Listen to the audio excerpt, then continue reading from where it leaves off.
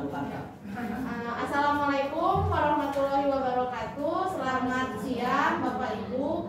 Terima kasih sudah hadir mengeluarkan waktunya bersama saya untuk menyebarkan pemahaman dan penerapan pengalaman budaya positif selama pendidikan guru penggerak di angkatan 10. Saya nggak mau tegang ya, santai aja diskusi, intinya ngobrol aja masalah tentang budaya positif. Awalnya juga saya bingung, apa sih budaya positif ini gitu, apa sih yang mau diterapkan di sekolah masalah dengan budaya positif.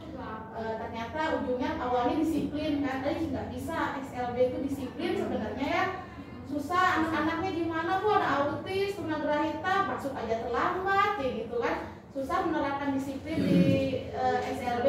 Sebenarnya saya awalnya itu pesimis gitu ya, mungkin diterapkan, tapi setelah saya mengikuti pelatihan, ternyata bisa, SLB juga ternyata bisa mengikuti budaya positif gitu ya. Tapi walaupun lama dilakukan kebiasaan ya. Nah, dilanjut ya. Nah, sebelum kita masuk kepada budaya positifnya, intinya dulu ya, pertama pembelajaran paradigma baru.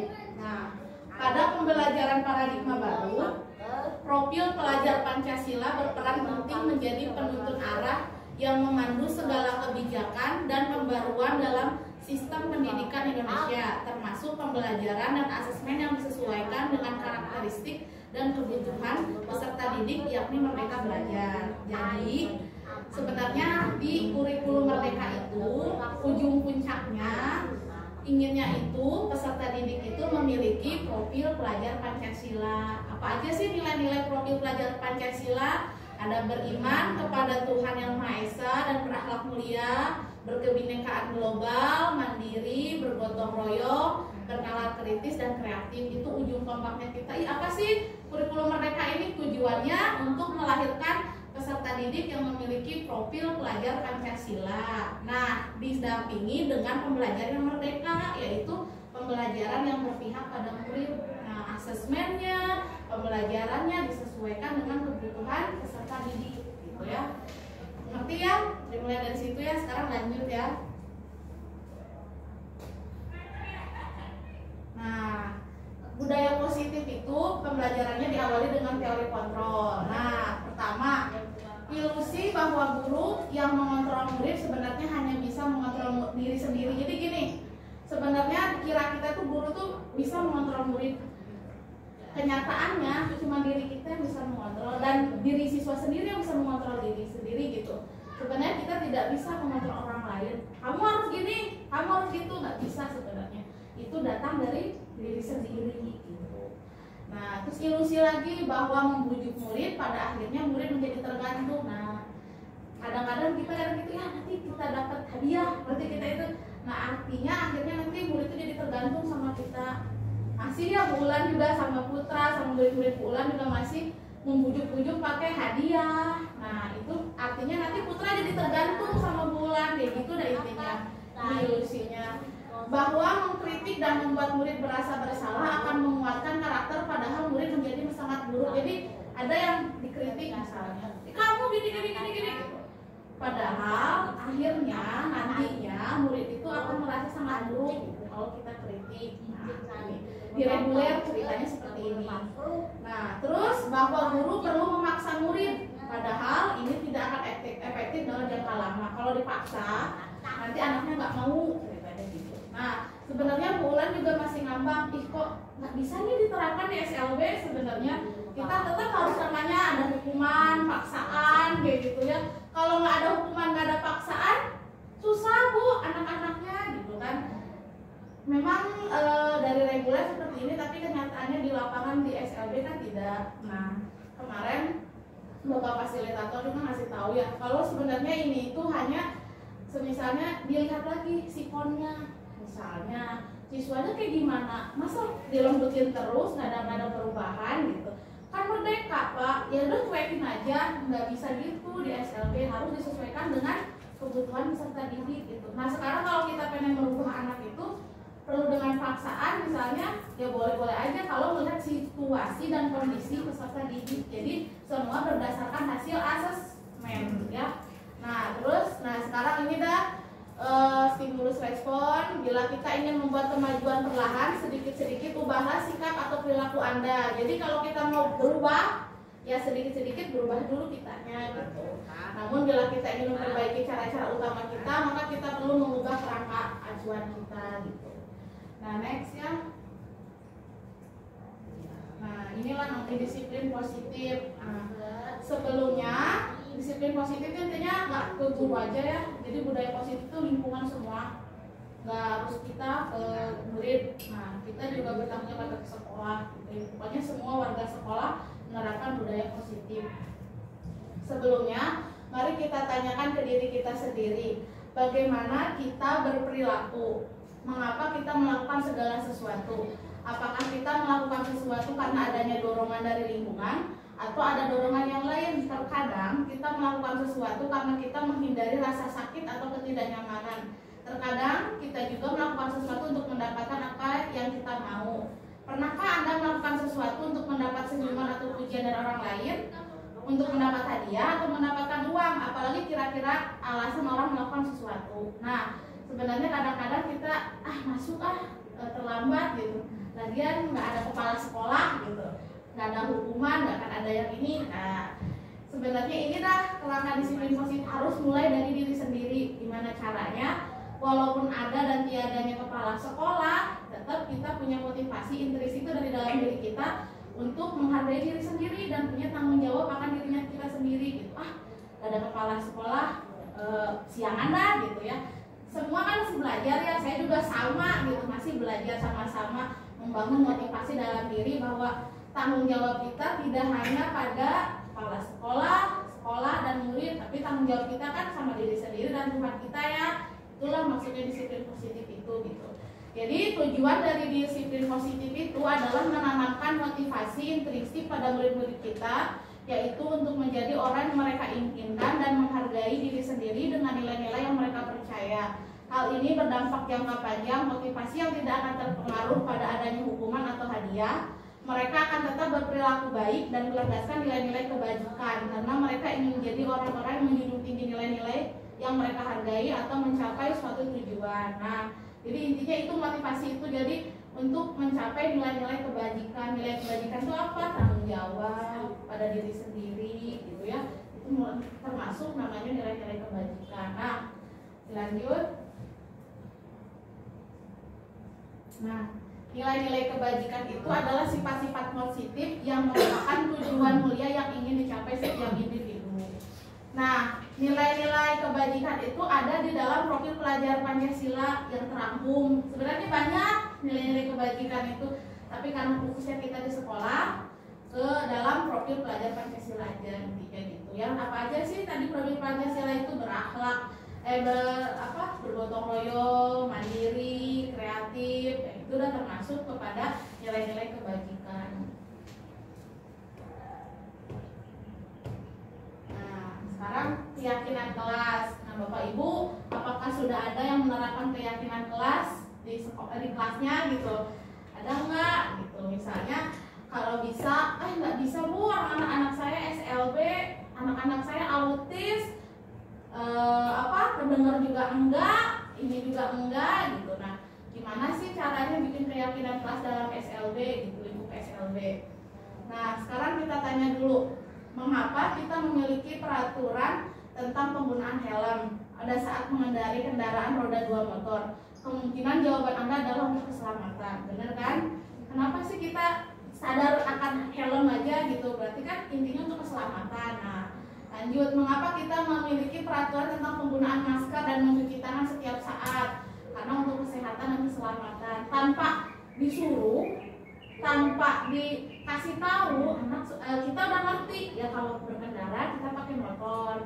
Nah, kalau kita mau bersih, mau sehat, sering-sering cuci tangan, pakai masker, tanpa harus dikasih tahu. Nah, itu adalah udah mulai dari motivasi intrinsik dalam diri kita gitu. Nggak usah dikasih tahu, udah tahu sendiri gitu, tentang keselamatan dan kesehatannya. Nah, Setelah itu sekarang nilai-nilai keselamatan atau kesehatan nilai yang kita sebut sebagai suatu keyakinan, yaitu nilai-nilai kebajikan universal yang disepakati secara tersirat dan tersurat, lepas dari latar belakang suku, negara, bahasa maupun agama, berupa hal-hal seperti keadilan, kehormatan, peduli, integritas, kejujuran, pelayanan, keamanan, kesabaran, tanggung jawab, mandiri, berprinsip, keselamatan, kesehatan, dan masih banyak lagi nilai-nilai kebajikan universal. Murid-murid pun perlu mendengarkan dan memahami arti sesungguhnya tentang peraturan-peraturan yang diberikan. Nah, jadi gini, semisal kenapa tidak boleh terlambat ke sekolah? Kita kan gimana Bu?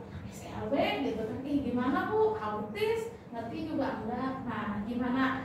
Nah, itu tantangan kita ya sebenarnya. Tapi kan dilihat lagi asesmen lagi situasi dan kondisi anak-anaknya. Dilihat lagi. Nah, semisal ada anak yang bisa komunikasi siapa? Semisal kalau di kita ada Dibas, Diki, masih bisa di cara komunikasi. Nah, gitu. Kebetulan Bu Ulan di kelas 1, Bu Suryadi sama Bu Ines sama Bu Nur sudah buat keyakinan kelas tentang itu ya Bu ya. Maaf, tolong, sama terima permisi dan terima kasih. Itu termasuk keyakinan kelas yang disesuaikan dengan kemampuan peserta didik yang ada di kelasnya Bu Ulan kayak gitu. Oh boleh yang lain Bu, saya anak-anaknya berantakan, setelah mainan diberantakin. Oh boleh, dicari keyakinan kelasnya apa. Oh boleh, setelah bermain Lego rapikan kembali. Nah itu disampaikan ke anak, kenapa sih maksudnya harus merapikan lagi mainannya gitu, biar besok kamu bisa main lagi dengan enak atau gimana. Nah itu namanya keyakinan kelas. Jadi disampaikan dulu apa pemahaman tentang peraturan itu gitu ya. Nah, contoh keyakinan kelas, pembentukan keyakinan sekolah atau kelas.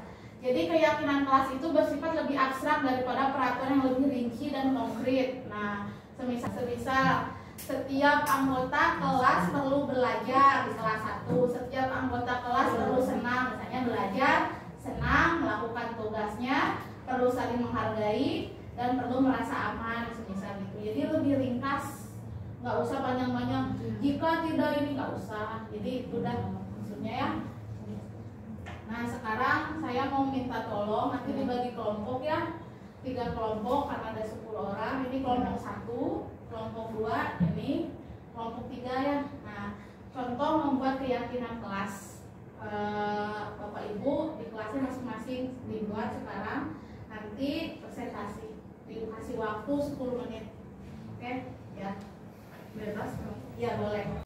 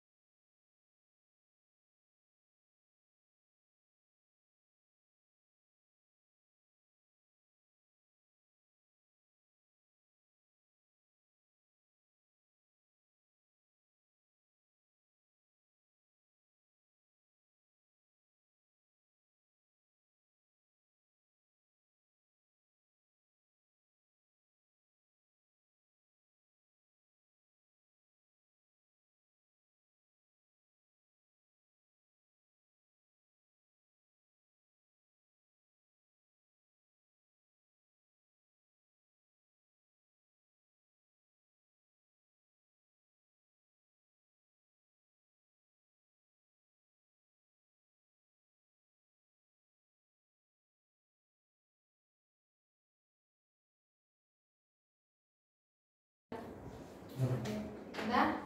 Kelompok 1 sudah selesai? Kelompok 2? Kelompok 3? Mari kita presentasikan ya. hasil-hasil para dari kelompok tentang membuat keyakinan kelas. Dimulai dari kelompok 1. Tepuk tangan untuk kelompok 1. Boleh. Sama.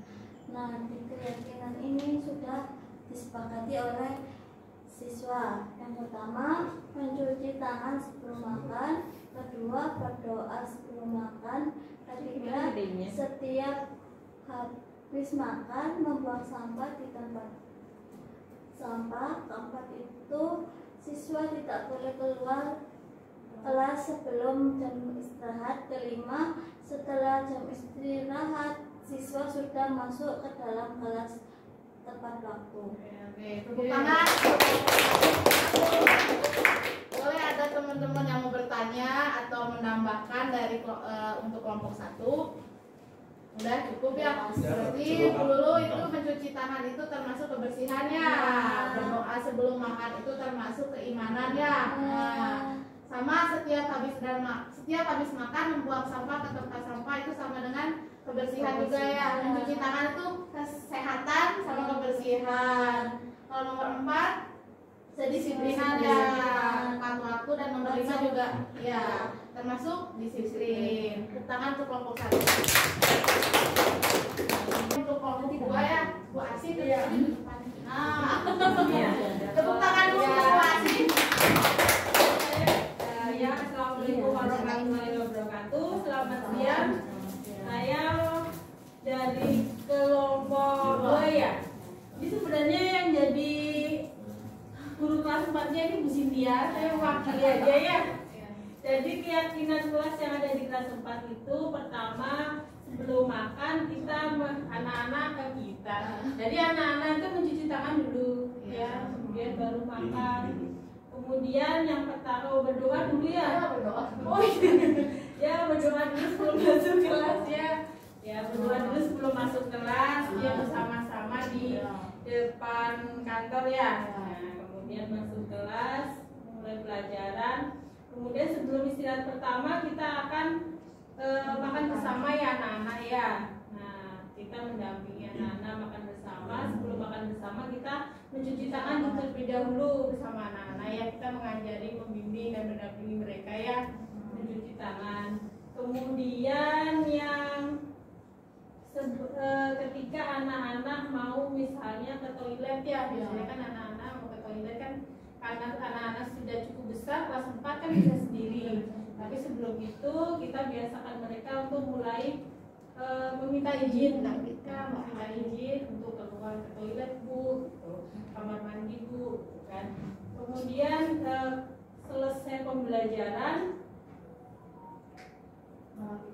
merapikan alat tulis ya, misalnya mereka bermain puzzle ya, terus kemudian ketika selesai merapikan puzzle-nya, menyimpan di lemari ya. Kemudian yang terakhir sebelum pulang membiasakan anak-anak untuk berbaris ya. Kalau biasanya kita akan berbaris sesuai dengan apa namanya, misalnya putra dengan putra, putri dan putri aja, mereka tuh terbiasa gitu. Oh, saya anak laki-laki, saya anak perempuan, jadi mereka mengerti ya, seperti itu dulu ya. Ya, terima kasih. Nanti nilai kebajikannya dari yang pertama, mari cuci tangan sebelum makan bersama itu termasuk kesehatan ya. Terus berdoa bersama sebelum kelas berarti keimanan ya, beriman dan bertakwa kepada Tuhan Yang Maha Esa. Terus meminta izin ketika hendak keluar kelas itu ketertiban ya, kedisiplinan, disiplin. Terus merapikan alat tulis sekolah, selesai belajar serta menjaga kebersihan kelas itu termasuk kedisiplinan. Oh, boleh ketertiban dan kedisiplinan. Mengikuti ketertiban apa? Berbaris ya, baris bersama untuk mengikuti apa doa ya, doa untuk para mensasih itu termasuk ketertiban ya. Tepuk tangan untuk kelompok 2. Dilanjut kelompok 3, Pak Syukur. Tepuk tangan untuk Pak Syukur. Terima kasih atas waktunya. Kami dari kelompok 3 akan mempresentasikan keyakinan kelas untuk kelas 2 yang sudah kami buat bersama. Pertama-tama keyakinan kelas yang kami buat adalah menjaga kebersihan di dalam kelas. Jadi kami akan membiasakan anak-anak membersihkan kelas. Ya, diusahakan anak-anak jangan membuang sampah sembarangan. Dan kalau ada yang salah membuang sampah sembarangan, kami akan mengarahkan anak-anak untuk membersihkannya sendiri, mengambil sampah atau menyapu. Atau kadang-kadang anak-anak airnya jatuh, kami akan mengajari dia untuk mengepel. Ya, jadi itu salah satu keyakinan di kelas 2 yang kami buat. Kemudian ada terima kasih. Jadi anak-anak harus dibiasakan untuk berterima kasih jikalau dia dibantu atau diberikan sesuatu oleh guru maupun teman-temannya, agar mereka bisa mengaplikasikan cara berterima kasih baik di sekolah, di luar sekolah maupun di rumah mereka. Kemudian ada kedisiplinan mengerjakan tugas. Jadi kalau kita mau ngasih tugas, kita mengajarkan anak-anak, mengharapkan ya sesuai kemampuan anak-anak agar mereka mengerjakan tugas mereka sampai tuntas.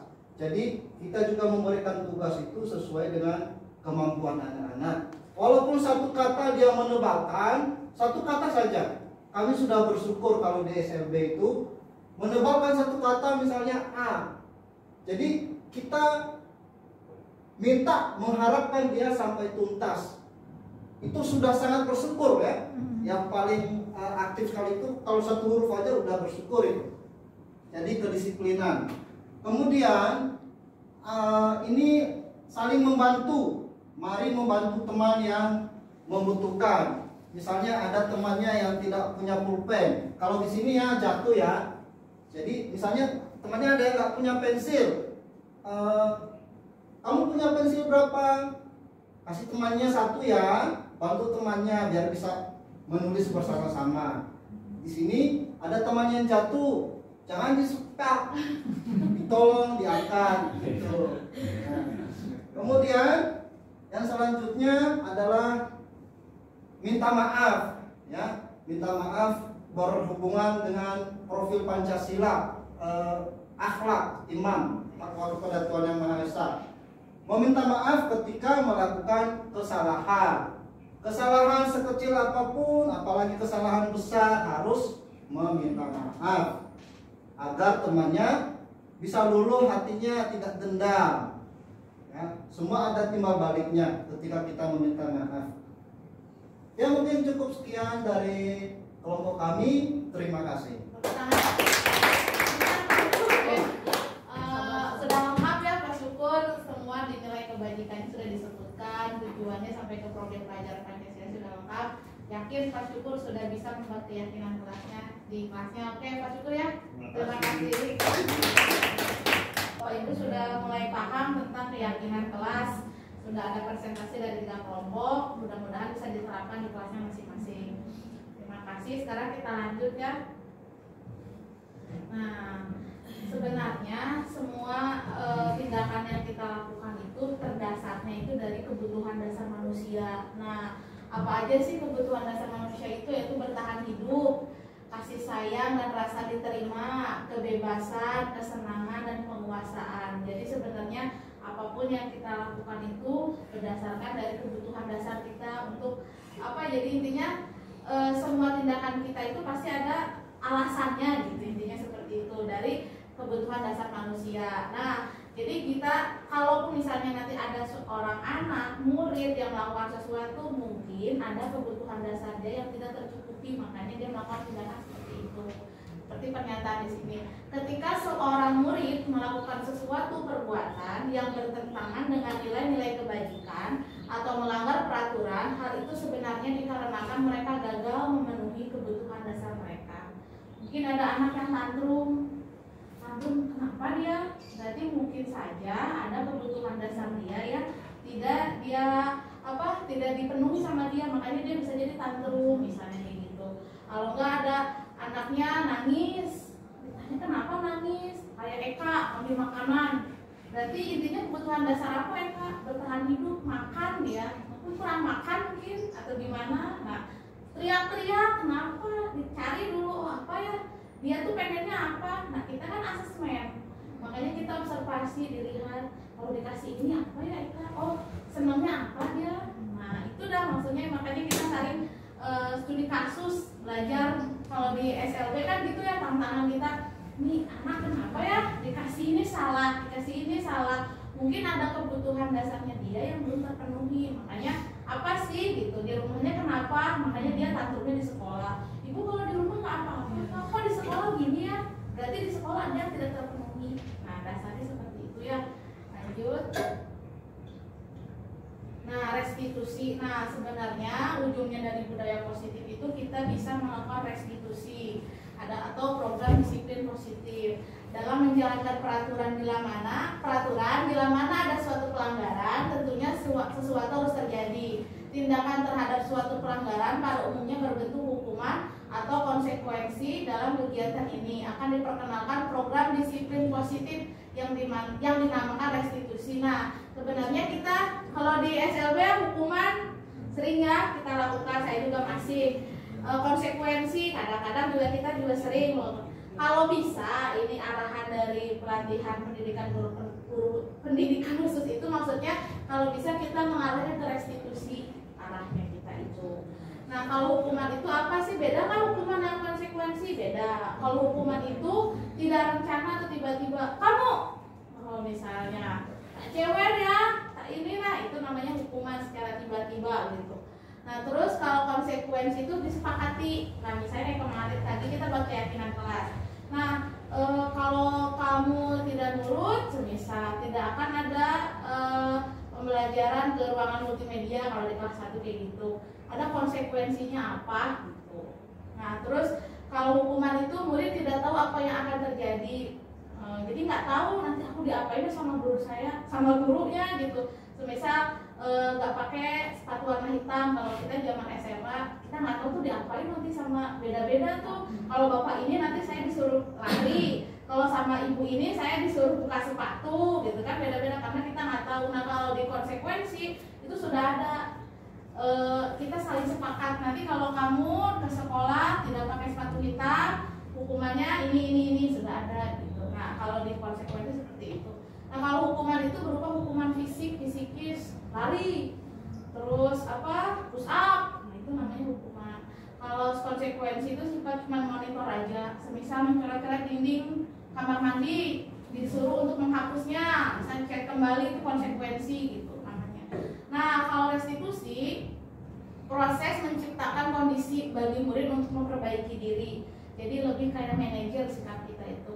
Ditanya kenapa kamu lakukan itu kayak gitu. Nah itu kan di SLB kan beda-beda ya. Nah, Bu, autis susah kayak gitu, nanya-nanya kayak gitu langsung jebret gitu.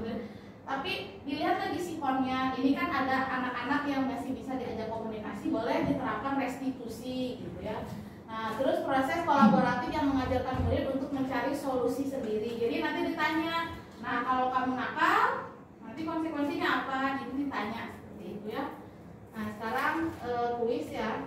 Nah coba buat urutnya dari 1, 2, 3 sampai 10 ya, sampai Septian nomor 10 ya.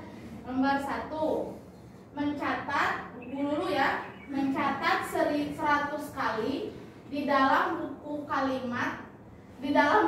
kalimat saya tidak akan terlambat lagi karena terlambat sekolah. Itu hukuman atau konsekuensi? Hukuman. Enggak, kalau betul bukan, maksudnya itu lebih ke konsekuensi karena dia hanya mencatat gitu ya. Nah kalau fisik itu maksudnya kayak lari, itu termasuk kepada hukuman. Tepuk tangan dulu, mulai berpikir analisis gitu ya. Nomor 2, Bu Ines, lari mengelilingi lapangan basket 2 kali karena terlambat hadir di sekolah. Hukuman atau konsekuensi? Hukuman. Tepuk tangan Bu Ines, mulai paham. Jadi intinya kalau lari itu ternyata hukuman gitu ya, karena bentuknya fisik. Kalau ini membersihkan coretan yang dibuatnya di meja tulis untuk Ibu Suryadi, hukuman atau konsekuensi? Nah, sebenarnya lebih bagusnya ke konsekuensi Bu, karena menghapus. Cuman dia kan membersihkan coretan. Kalau hukuman lebih ke lari, push up, fisik. Kalau membersihkan coretan karena dia sudah mencoret, jadi dia hanya menghapus gitu. Lebih ke konsekuensi. Warnanya tak gini dia. Ini kan juga apa namanya insidental sih. Iya, itu udah lebih ke konsekuensi.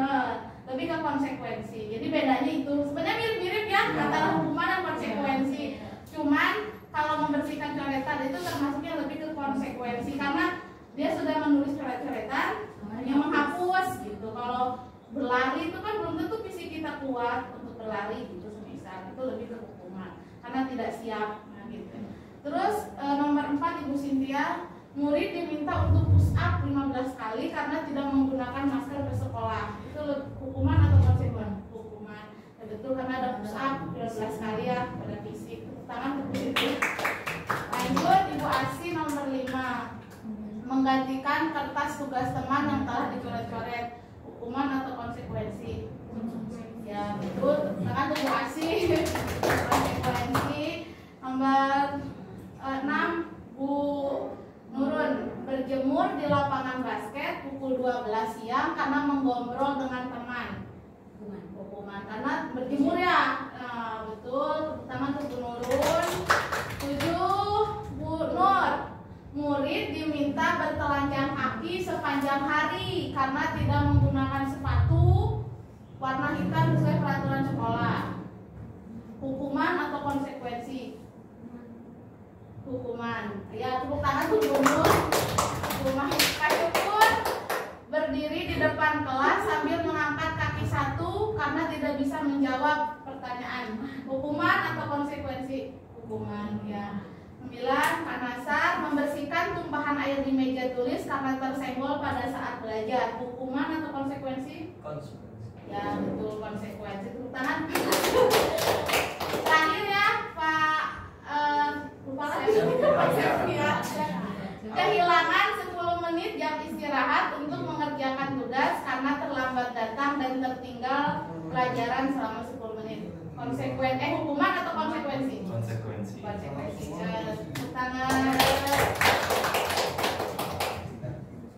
Ya, sekarang posisi kontrol guru ya. Nah, kita itu ada, saya dikenalkan tentang posisi kontrol guru. Ada penghukum, pembuat rasa bersalah, teman, pemantau, dan manajer gitu ya.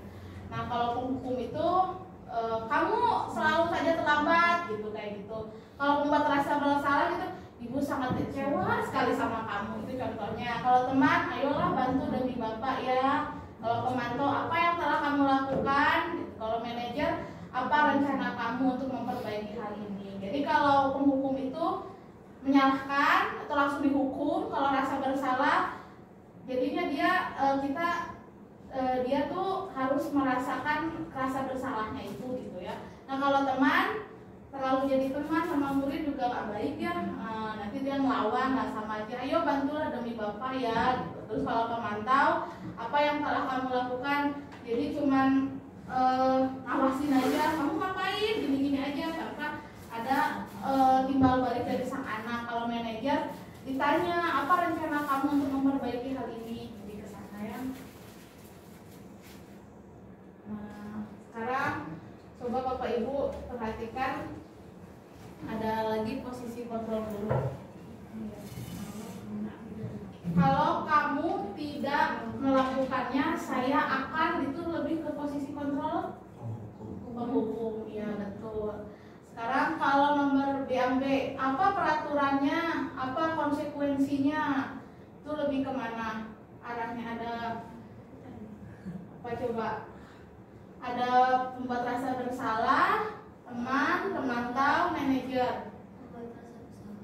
Ya, yang tadi apa tadi soalnya itu apa peraturannya, apa konsekuensinya?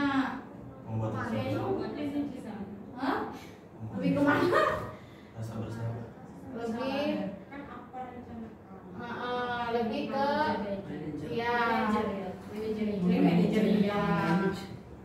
Lanjut, selanjutnya yang kamu meyakini, apakah kamu bersedia? Nah, kalau ini manajer nih.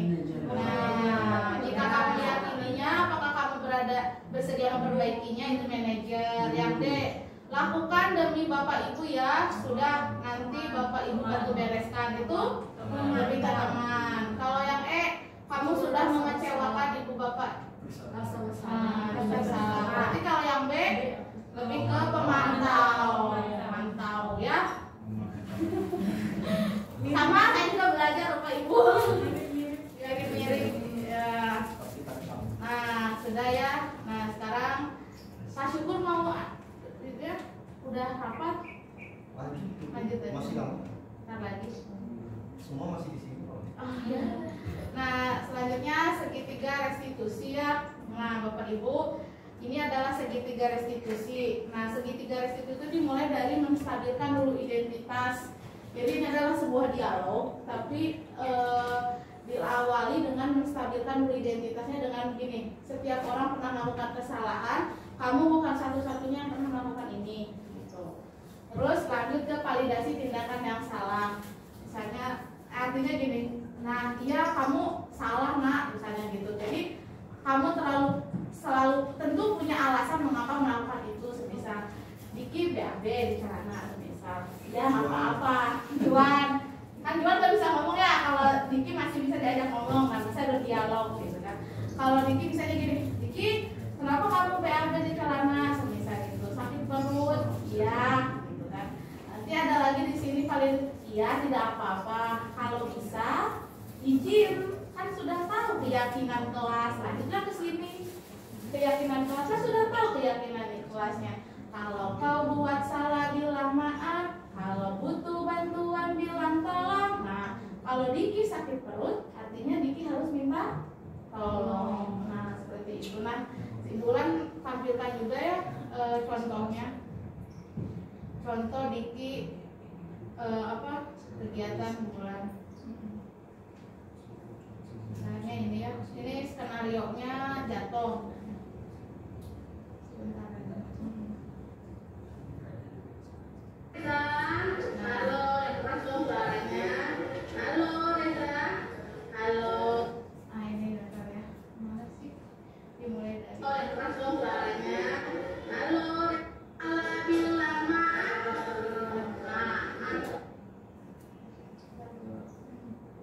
Yang Diki aja.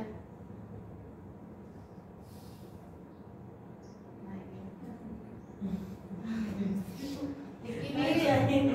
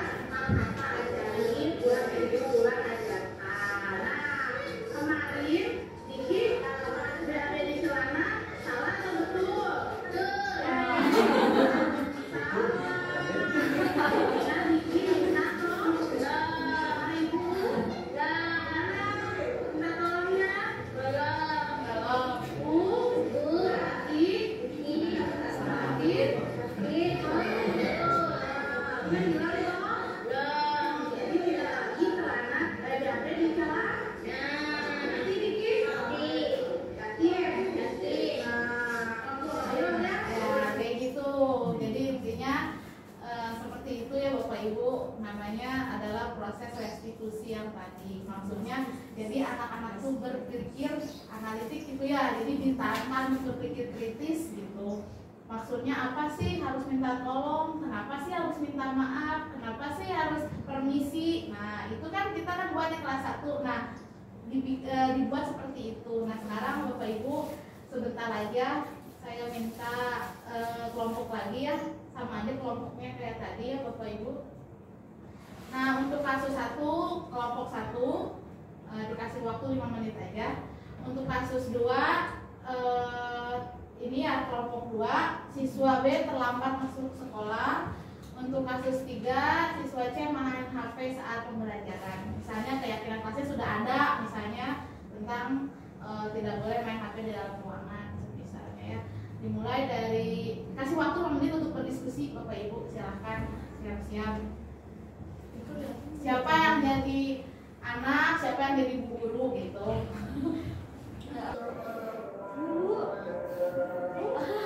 Ketiduran. Kalau sedang belajar boleh tidur tidak? Boleh. Berarti kalau tidur saat belajar benar atau tidak? Salah ya? Maaf. Iya betul. Lain kali tidak tidur lagi ya? Iya. Yuk, jalan yuk. Ya. Terima kasih ya, tepuk tangan. Kelompok 1 udah bagus ya. Jadi cuma kayak gitu. Namanya meyakini kalau sebenarnya tidur di saat pembelajaran itu tidak boleh gitu. Yakin nggak anaknya? Oh iya, bahwa ada peraturannya ya. Sekarang kelompok 2. Ya, kelompok 2 yang siswa B terlambat masuk sekolah. Kau di situ nunggu. Pura-puranya terlambat ya. Bawa tasnya ini. Itu mau main HP apa? Ceritanya terlambat ya. Ambil.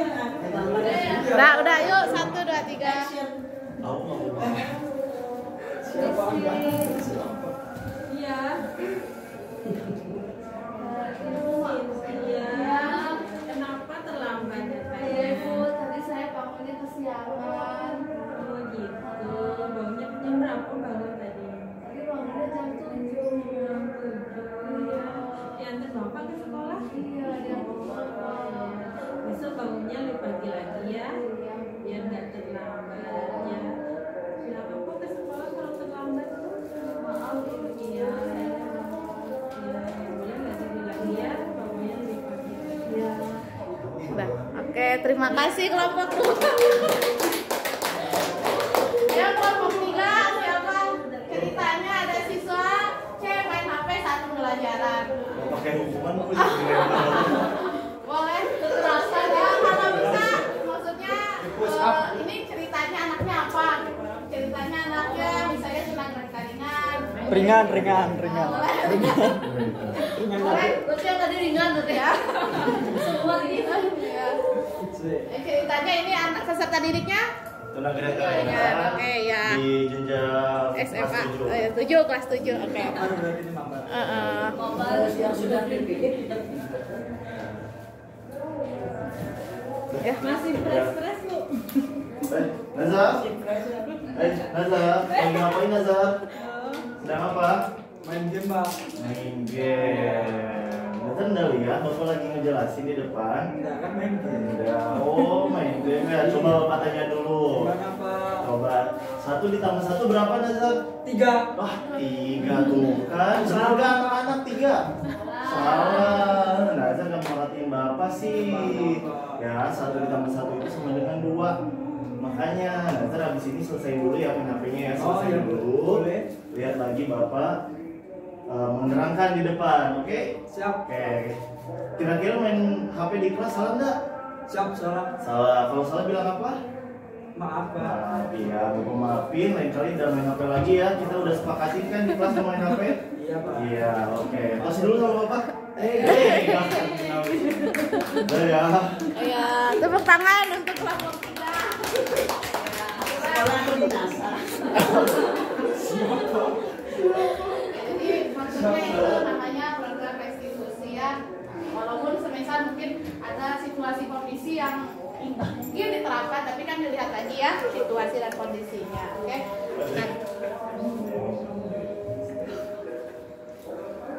Nah, Oke lanjut, sekarang kita refleksi ya. Jadi untuk memunculkan rasa motivasi intrinsik itu ada di dalam satu kelompok di satu organisasi semuanya gitu ya. Ada orang yang bisa dan mau, ada juga orang yang bisa tapi tidak mau. Dia bisa datang tepat waktu tapi dia tidak mau misalnya gitu. Ada juga yang tidak bisa tapi dia mengusahakan untuk mau. Nah, terus ada juga yang sudah tidak bisa, tidak mau lagi misalnya untuk berubah menjadi lebih baik gitu. Misalnya kayak teknologi pembelajaran bisa tapi dia mau, akhirnya bisa diterapkan dalam pembelajaran. Jadi semua itu gimana kita bisa mengkolaborasikannya antara, semoga kita bisa menjadi pemimpin pembelajaran yang mampu mengakomodir semua untuk bisa berkolaborasi. Misalnya ada teman yang males-malesan gitu, udah tidak bisa tapi tidak mau juga, gimana caranya seorang pemimpin itu bisa mengakomodir semuanya ya. Nah, salam dan bahagia, tergerak, bergerak dan menggerakkan. Terima kasih Bapak Ibu sudah meluangkan waktunya dalam 1 jam. Ternyata walaupun dalam kesibukan Bapak Ibu panitia graduation ya, saya terima kasih sudah meluangkan waktunya. Mudah-mudahan pembelajaran ini menjadi pengalaman bermakna bagi Bapak Ibu dan bisa diterapkan di kelas. Terima kasih, selamat siang. Assalamualaikum warahmatullahi wabarakatuh. Selamat pagi anak-anak. Pagi. Hari ini hari apa? Hari Senin. Nah, hari ini Ibu akan memberikan pembelajaran tentang keyakinan kelas ya. Kelas. Ya, keyakinan kelasnya kita sudah belajar waktu kemarin ya, 4 kata ajaib. Nanti kita ulangi lagi ya untuk mengingat lagi 4 kata ajaib sebagai keyakinan kelas kita. Sekarang sebelum belajar mari kita berdoa dulu ya. Kita nyanyi dulu ya seperti biasa ya.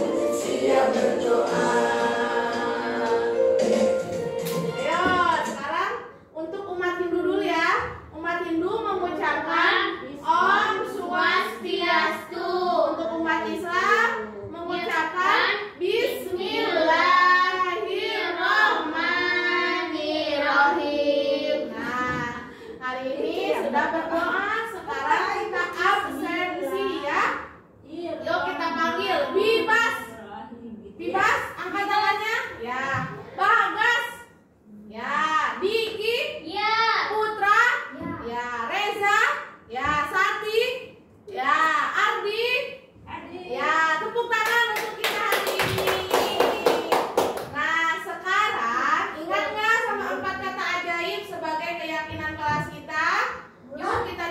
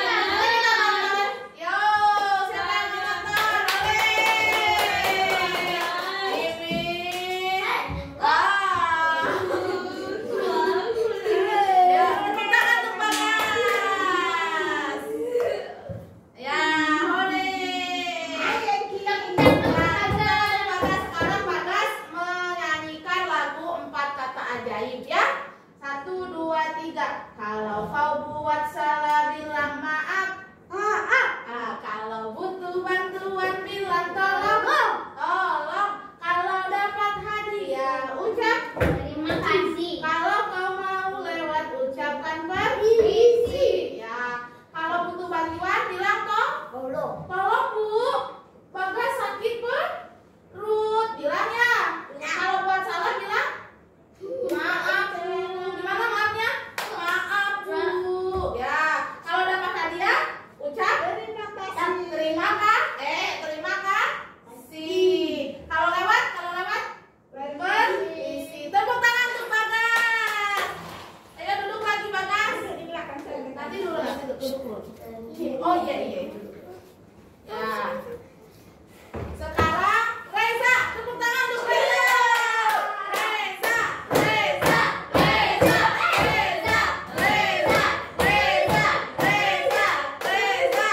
Ya. Ayo Reza. Reza. Nah, ini Reza ya. Ingat 4 kata ajaib? Ya, keyakinan kelas ya. Ingat ya. Kalau kau buat salah bilang maaf. Kalau butuh bantuan bilang Tolong. kalau dapat hadiah ucap kalau kau mau lewat Ucapkan permisi. ya. Kalau buat salah bilang apa? Kalau butuh bantuan kalau dapat hadiah ucap terima. Ya, kalau mau lewat tepuk tangan untuk Reza. Ya, sekarang Bibas. Tepuk tangan untuk Bibas. Ya, ayo lewat dulu Bibas. Permisi, gimana? Permisi. Sebentar. Kamu geser ke sana dikit. Nah, Reza, dikit guys. Reza di sana Reza. Ya, tepuk tangan untuk Bibas. Ya, ayo kita nyanyi. Kalau kau buat salah, kalau butuh, kalau dapat hadiah,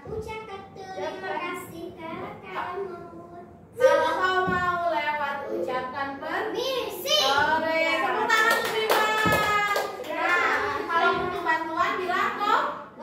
Kalau dapat hadiah ucap terima kasih. Kalau mau lewat ucapkan permisi. Kalau buat salah bilang apa? Ya apa bilang apa kalau buat salah? Bilang maaf Bu.